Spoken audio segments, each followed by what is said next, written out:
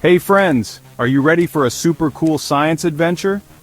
Today we're going to play a game with water. It's called Sink or Float. Let's dive in. Not literally.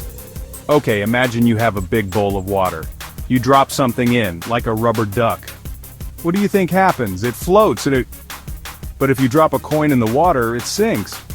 Why? That's what we're going to learn today. It's all about something called density. Here's a fun way to think about it. If something is heavier for its size, it will usually sink. If it's lighter for its size, it will float. Think of a balloon. It's light and full of air, so it floats. A basketball also floats in water because it's filled with air and not too heavy. But a rock? It's small but super heavy for its size, it sinks. Boats and ships, they're huge and heavy but they float. Why? Because they're shaped to spread out their weight and hold lots of air inside. Swimmers, when you fill your lungs with air and stretch out like a starfish, you float better. Cooking. Have you ever seen oil float on top of water? That's density in action. I'll say an object and you guess. Ready? Apple? Float. Brick? Sink.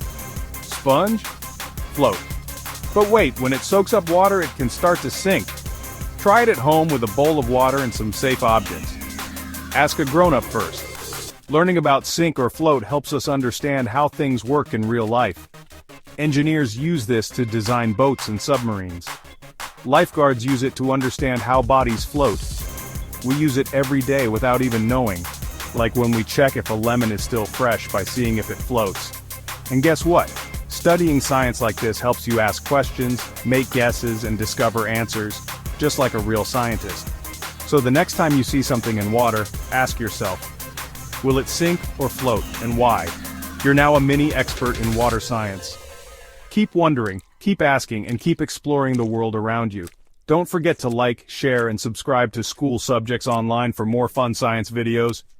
Until next time, stay curious and keep exploring.